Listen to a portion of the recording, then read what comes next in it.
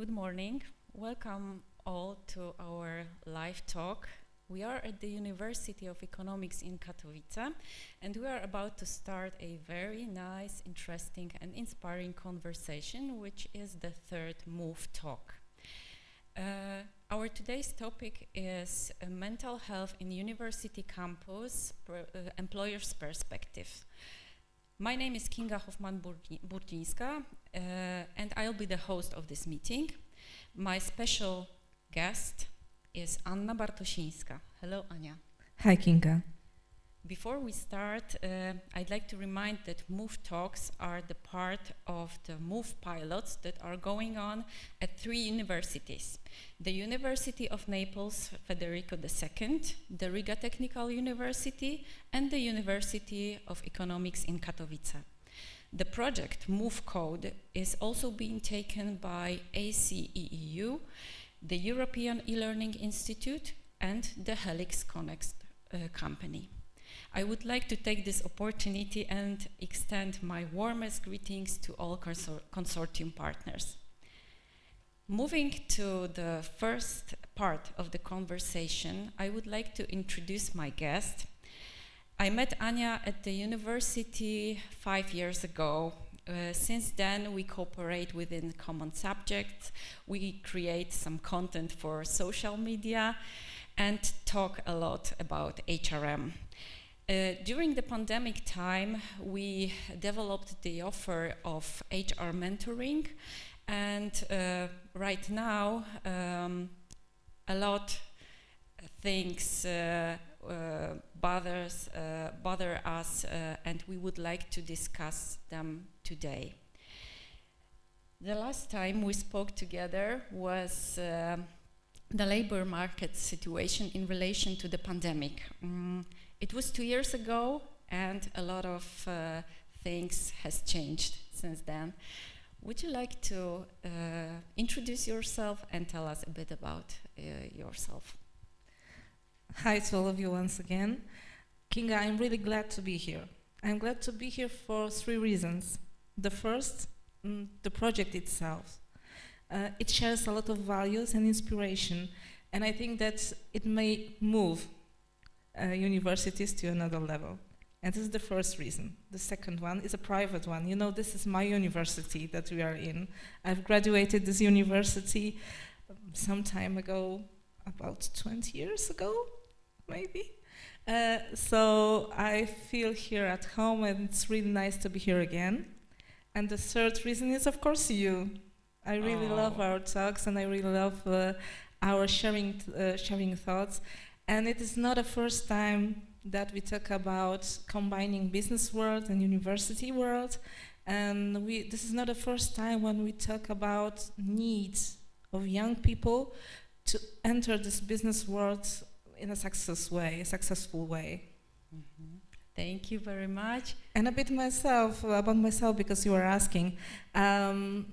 Today I am representing Arche Consulting, the company which for 13 years helps managers, helps companies to gain talents from the labor market, provides recruitment services on the higher level, and gathers a lot of experience in what do they need, what companies, managers, employers need from young people who are entering labor market, from graduates which are starting their professional life. And as for me, I am HR business partner, and day by day I help managers, teams I work with to create efficient teams, to create culture which helps others grow. And this is very important for me. It's a great pleasure to have you here. And before we start, I would like to present a short agenda for today's meeting. We will start with some statistics and a short description of HR trends. Then we will move to the issue of students, graduates' problems in the labor market. And we will end with some recommendations, statements on universities' role in helping students coping with their problems. Okay, so let's go. Okay. I prepared some research results for today's meeting, and I would like to start with statistics from Gallup's Institute. As you may know, the Gallup's Institute conducts a lot of research. One of these is the Q12 questionnaire that measures employees' engagement and well-being. The research results that are presented on the slide now are from the survey conducted among employees all over the world. Over 160 countries took part in this research. Now we will not go so much into the content of questions, but I would like to focus on main statistics, and these are as follows. Only 21% of employees all over the world are engaged in their work. 1/3 of employees admit that they are thriving in their lives. There are many difficult emotions that employees struggle with every day. These are a worry, 40% of people, stress, 44% of respondents, anger, 21%, and sadness, 23%. Additionally to that, 11% of research participants feel that they were not treated with respect on all the previous day. If it comes to job market opinions, 45% of people think that it's a good time to find another job. 20% are likely to move, and only 22% live comfortably on present income. I don't know how about you, but I am worrying about this. Every time I read the report, I feel that it's not the way it should be. I'm not surprised also, but still, would you like to comment these results? You know, Kinga, I am also not surprised, because this, as we call it, engagement issue, is a main issue for HR departments for over 3 or 4 years already. So this is the problem, I may call it a problem, not only a challenge, that we face day by day in our work. And as you can see in Gallup's research and Gallup's surveys, that the percentage of engaged employees is getting lower and lower year by year. So this is a huge tendency. Why? There may be a lot of reasons, as you know, and we could talk about it till the rest of our talk today and tomorrow and the day after tomorrow as well. But let's focus maybe on 2, which I would like to underline. It may be important for our today's topic, which concerns mental health and the way that the university may help in creating this mental health culture in students' life. So the first reason is the role of changes that we had for the last 3 years. You know, the pandemic situation, the military conflict in Ukraine. These are issues that influence not only global economy, but yeah, this is a very important thing. Because when you are talking about being not sure and living comfortably on present income, yes, the global economy is important. But it also influenced our mental health. It also influenced our mental safety. And when you are talking about the statistics about the emotions, you know, worry, stress, sadness, anger, it also may have a background in those changes, in those insecurity that we had. You know, the huge change we faced in the way how we build interpersonal relations, how we communicate, how we exist in the university world, but also in the business world. It's about getting from offline to online, and then to offline again, and then partly to online maybe. It had a huge impact on our emotions, and this is the first thing. The second one is that for sure here at the university, but also in the business life, on our labor market, we had a lot of Gen Z now. Yes. And we had a huge generation change. You know, Gen Z is the generation who talks loudly about their needs, loudly about their values. The values are very important for them. They don't want to work for a living or live for working only. They would like to combine those two areas, and they would like to do it in a flexible way, and they would like to feel good in both of those areas. And this is very important for now. You know, this is not a problem for Gen Z to change their job if they are not feeling sense, if they are not feeling that this is not the place. So they're very open to talk also about their mental health, their emotional needs. This is not the thing that we got used to in our lives, but we can learn it from them, and we should, I think. So I think that this this talking loudly about the needs, about emotion, about mental health, this is something that we should grab to our today's talk, and this is very important to take care about it. Thank you very much for this. I would like to add that I hear the Gen Z, but I'm not that sure if I listen to them carefully. I also presented the results from our favorite Deloitte's research on global human capital trends. It's the latest report for the year 2023. And the report title is New Fundamentals for a Boundaryless World.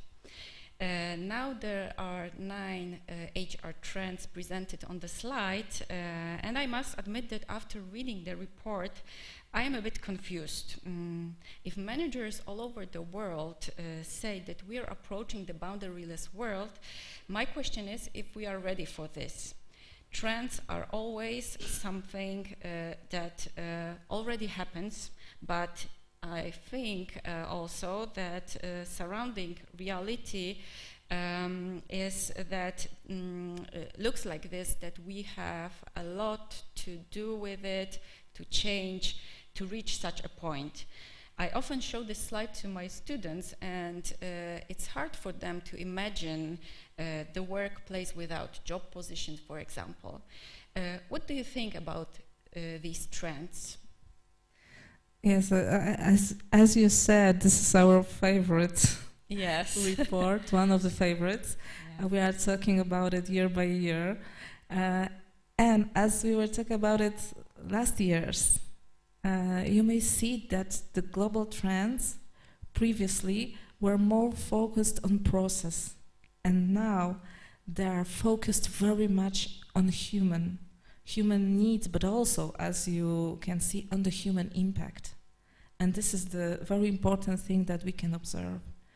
You were asking about what do I think about it. I've read this report, of course, and I think that we could go back to my previous sentences. I was talking about Gen Z needs, about combining two words, about flexibility, about feeling sense. You know, those trends are answering these needs. They are very combined with them. The question is, how about us, the generation X or older Y generation? Sounds better. sounds better. Are we ready for it? Because, you know, this is us who organize this business world, this company's ecosystem, working habits, and they are very strong. There is a lot of things to learn about how to work differently than 5, 10, or 15 years ago. And this is our job to learn it. Or maybe you can ask why we should do it. Is it really needed? Why do we need this? You know, the world is changing. Now we have a lot of chances that we didn't have few years ago. This technological progress, AI, this is the whole new world for us. And those dynamic changes that we have, all of us, all of the generation, we are seeing it day by day. And we have to fit to this new world, to this new dynamic world, because it won't stop. The changes won't stop. They will be going on and on. But also, in this crazy world that we have to learn how to take care about ourselves, about our feeling of belonging, about our personal engagement, our common goals that we see, our interpersonal skills, our relations, or even our mental health, no matter which generation we are. Thank you for this, and I would like to move right now to the theme on students, graduates' problems in the labor market. We know the background, and I would like to ask you one thing. You hire students, graduates to your team, but you also recruit them for many employers. Could you point main problems that you observe in this group? We have a lot of fantastic young people now on the labor market, students, graduates. They have willing to change the world, to work according to their values, to use new technologies. So I wouldn't like to say that, all of them have some kind of problems. But if you are asking, if I would like to make some, my private statistics, I would say that the main problems I can see is that many of young people are afraid of indirect communication. And this is not a problem in the closest area, the closest team, but outside the closest team, there is such a problem. They do not feel comfortable in professional meetings. They do not feel comfortable in video meetings when you have to turn the camera on. Okay. They prefer texting than telephone communication or face-to-face communication. And this is something that they have to deal with it when they are entering companies.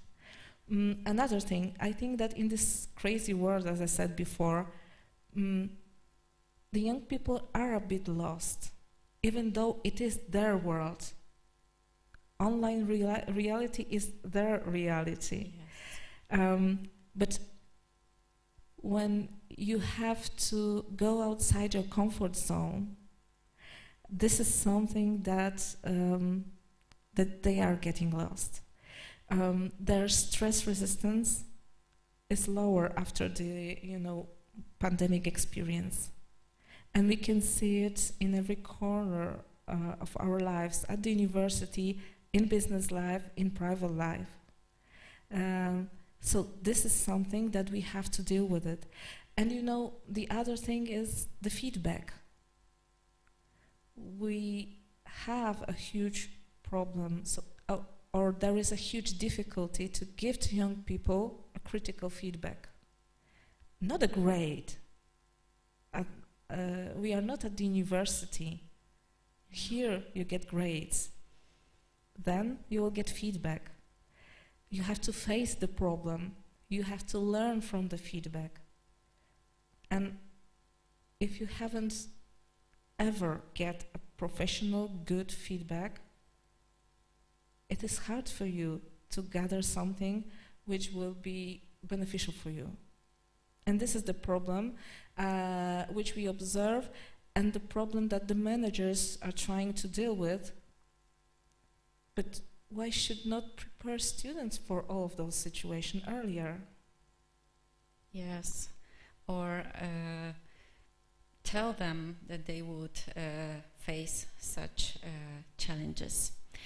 Okay, and what about working on projects? I'm asking about it because it's the most preferable form of working in almost every organization, also at university. How do students cope with projects, in your opinion? Oh, Kinga, it's a really huge challenge, especially for students.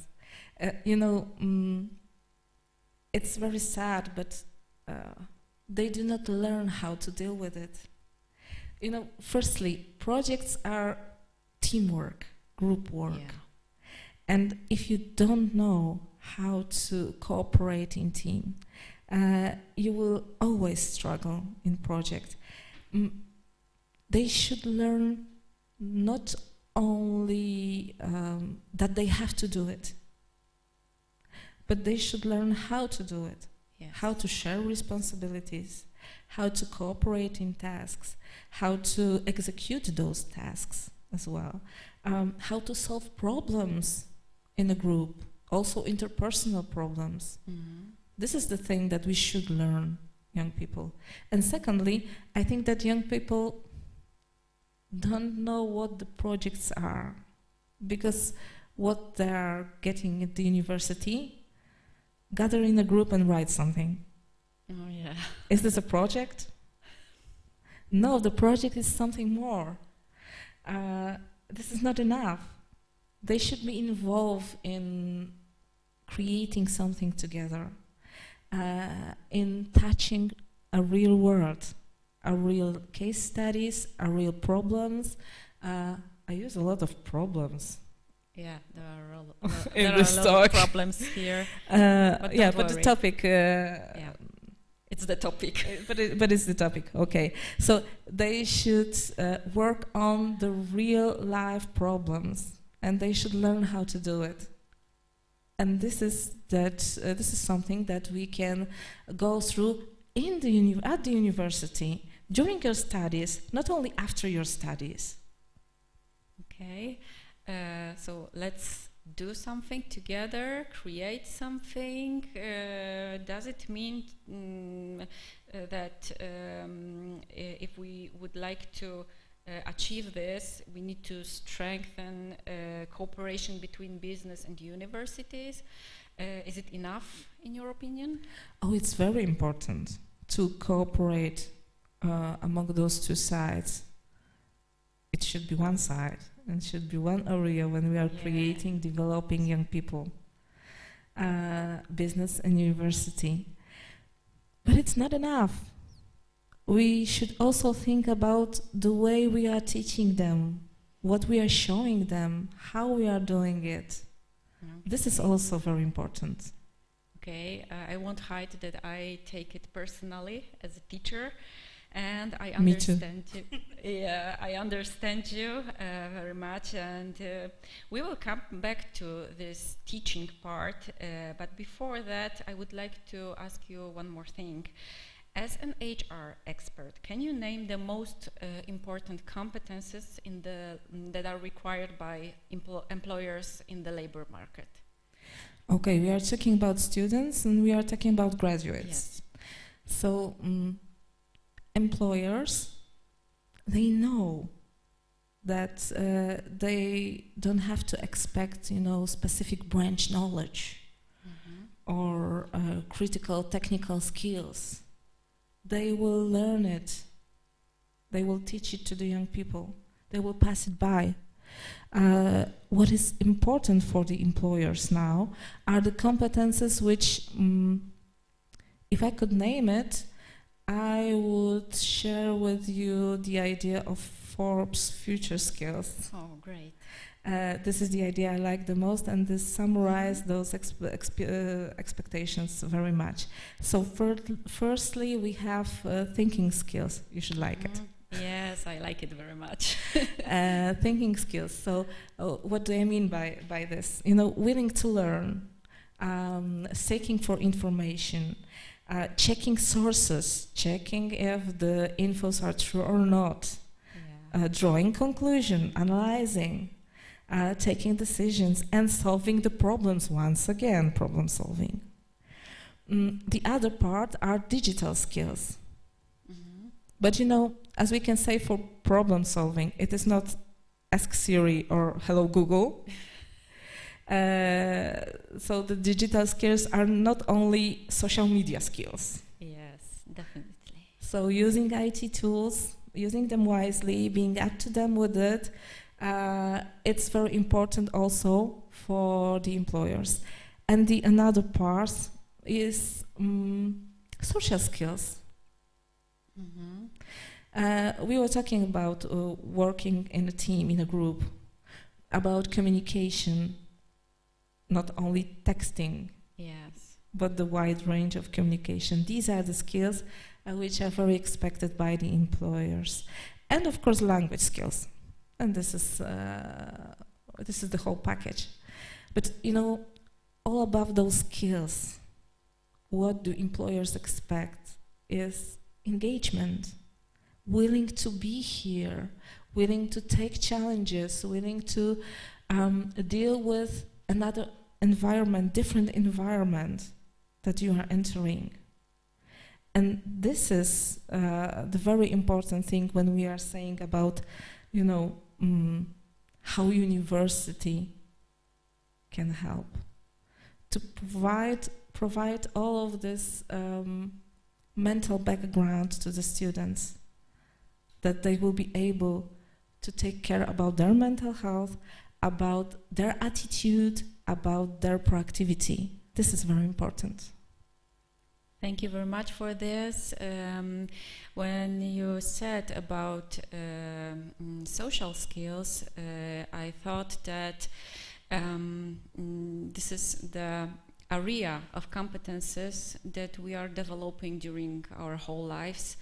The process never ends. But we should start very early. Yes, definitely. Not in our first job. Exactly, yes. Okay, so I would like to talk a bit about the university role in coping with all of these problems, challenges. And as you know, the MOOW Code project is aimed toward developing a new concept of working with students. Massive Open Online Week is a format that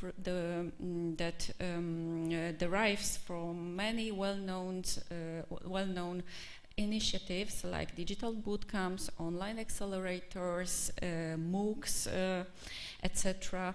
And to have this view on the MOOW, imagine that you run your subject, but you have only 1 week for this. You work with your students, and it's very intensive work. They end after the week, and then they can run. Then you can run another subject. Then students can attend another course. And of course, this is only the example of how it could work. But I would like to ask you about your opinion on that, because I personally find MOOW as an important step toward the change in higher education. I really like the idea, because as you told me about it, as I was reading about the project, it learns a lot to work in a project way, exactly. It helps to learn how to engage, how to involve in your task, how to reach the goal. And it helps to gather focus of the student on the topic which we are talking about. And I really like the idea, really like the way that we are moving from, touching many topics at the same time to focus on the task, focus on goal, work on it together. I really like it.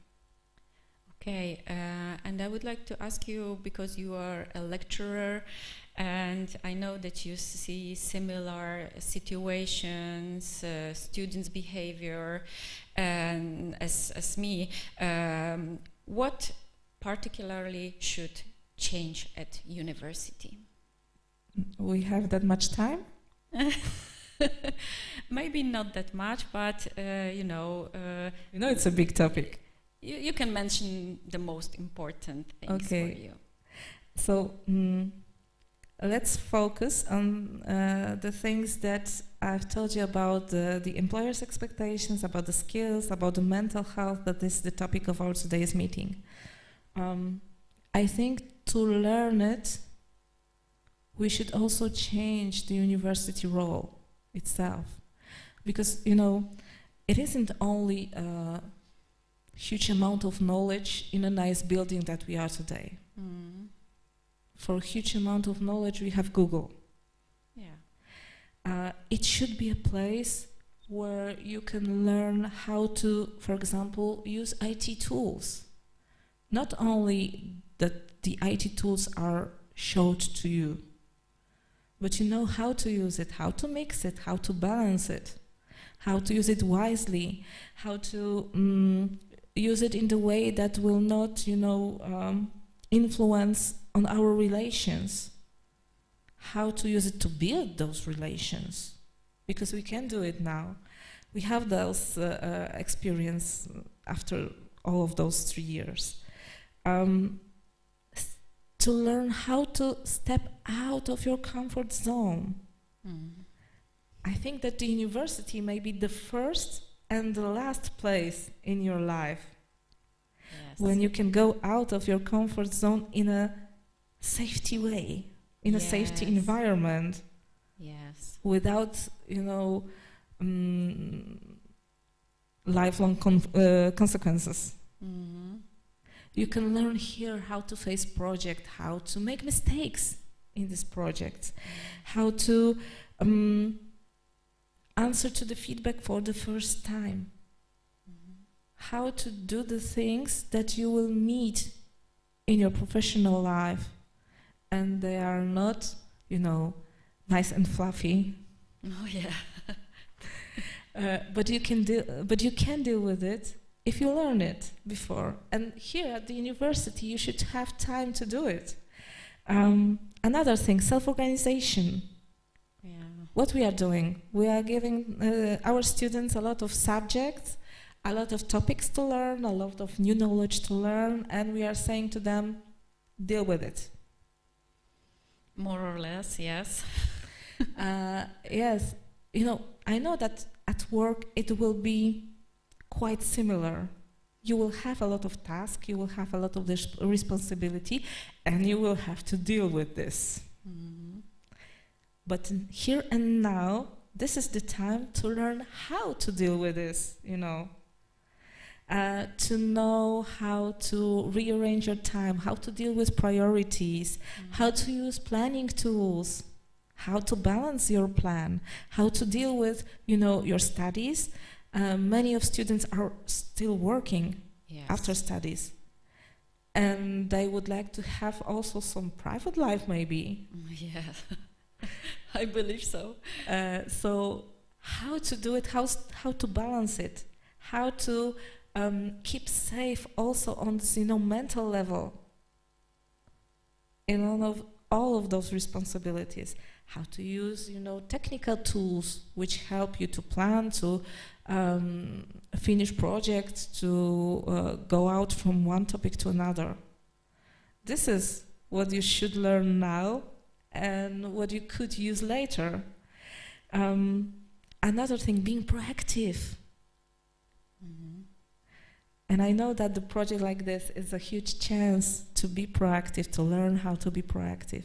And I know that at the university there is a lot of projects, students' organization, which helps to act, to take initiatives. Yeah, but are we teaching students why we should enter it, why we should involve, what kind of, maybe benefits I should have from it, what will it develop for the rest of my professional life? This is something we should learn, not only what, not only how, we should learn why. Yes. If we are talking about mental health, consciousness awareness of yourself. You know,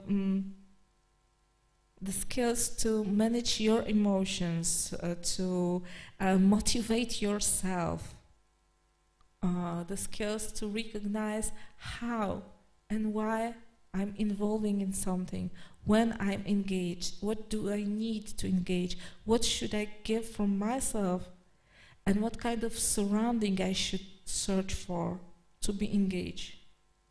This is something you should learn also at the university, how to be focused on here and now. This is very important to keep ourselves mentally strong. And it will help them now at the university and later in the business life. And you know, how to get balance in all of those tools. This is something that the university should learn. And of course, above all of this, I will underline it one more time. We should learn students how and why. Okay. You touched many issues, and you know, I believe that starting with changing your mindset is the key. You said Exactly. about thinking skill, you said also about being a conscious person, awareness, and you know, some time ago I was quite skeptical about mindfulness trends, you know, all these meditations, being calm, breathing, but now because I've experienced it myself, I would love to introduce this as a regular class at university. There are so many fantastic teachers, mentors that we can learn from. What do you think about Yes, this? let's them do it. Yeah. Let's use this, you know, perspective. Let's use this knowledge. We cannot make the world easier. We cannot make the world quieter or more peaceful. We can learn the young people how to deal with yourself in the world that surrounds you. So if you have this potential at the university, please use it. Okay.